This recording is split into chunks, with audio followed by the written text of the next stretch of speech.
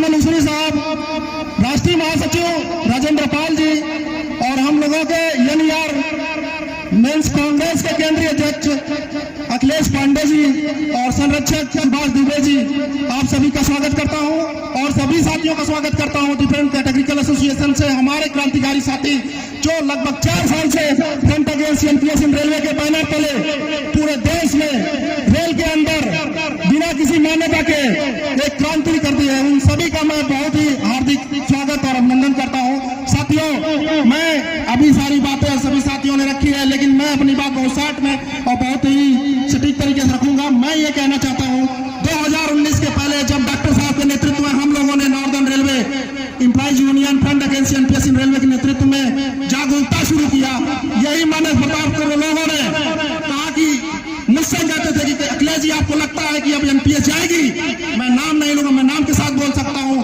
उन लोगों ने एनपीएस की वकालत 2019 तक थी। 2004 में एनपीएस जब लागू हुआ, इसका भी इतिहास हम लोगों ने खंगाला। उस समय इतने बड़े कर्मचारी नेता थे हम लोगों के, क्या उनको यह एहसास नहीं होगा इस नीति के क्या परिणाम होंगे? लेकिन उन लोगों ने कहीं न कहीं कर्मचारियों का मत क्रिएट किया, कहा कि रिटायर होने पे करोड़ों करोड़ रुपए मिलेंगे। हमारे साथी भ्रमित हुए। साथियों, अब जागरूकता फैल चुकी है, लेकिन कुछ न कुछ कमी है। हमें अपने दिल से पूछना पड़ेगा। इस मंच से जब हम यहाँ पे जनसभा में होते हैं तो हम तो ठान लेते हैं, लेकिन कहीं न कहीं यह आंदोलन हमें जन आंदोलन बनाना पड़ेगा, जैसा कि आज के कार्यक्रम का नाम जन संवाद रखा गया है। तो इसलिए हम सभी साथियों से कहना चाहते हैं, ये लड़ाई हमारी विचारधारा की लड़ाई है। हमारी लड़ाई पूंजीवाद से है। पूंजीवाद किसी को नहीं देखेगा। पूंजीवाद, इस भारत के अंदर 2 भारत बन रहे हैं। मैं सीधे शब्दों में बोलना चाहता हूँ, एक अमीर भारत और एक गरीब भारत। अमीर भारत गरीब भारत को निगलना चाहता है और यह सच्चाई का साथ स्वीकार करना चाहिए। कहीं ना कहीं हम गरीबी की तरफ जा रहे हैं। सामाजिक सुरक्षा, पुरानी पेंशन, उससे भी आगे निजीकरण, ये लड़ाई खत्म नहीं होगी। मैं एक बात का और आह्वान कर रहा हूँ, यह लड़ाई आपको हर हाल में लड़ना पड़ेगा। आज 28 जनवरी 2024 को हम बनारस में एक निर्णायक कार्यक्रम में उपस्थित हैं, लेकिन आप याद रखिए, आप चाहें या न चाहें, हमें आने वाली पीढ़ियों के लिए यह लड़ाई लड़नी पड़ेगी। भारतीय संविधान के आर्टिकल 39B में आप लोग गूगल करिए, आपको अभी पता चल जाएगा। सीधा लिखा हुआ है कि देश के भौतिक संसाधनों का वितरण ऐसा होना चाहिए। बाबा साहब भीमराव अम्बेडकर ने प्रोविजन किया है कि जो सबको सुलभ हो।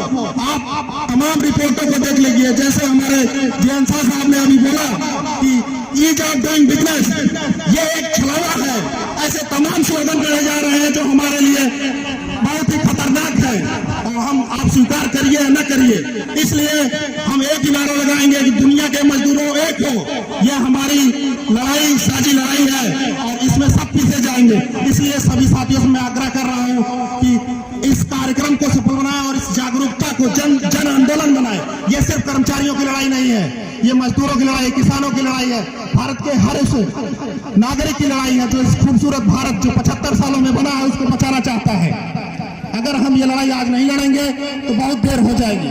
इसी के साथ मैं अपनी बात खत्म करता हूं और मैं फिर से बहुत बहुत धन्यवाद देता हूं राजेंद्र पाल जी को, जो हमारे महासचिव हैं।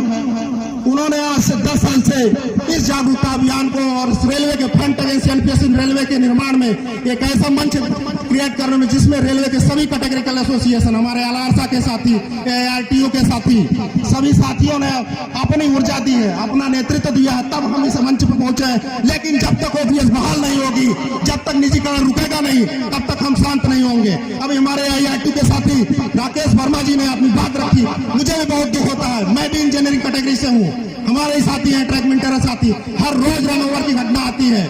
जितने शहीद बॉर्डर पे होते हैं उसके 4 गुना शहीद हमारे रेल में ट्रैक पे हो जाते हैं, लेकिन देश में ये कभी चिंता का विषय नहीं बनता।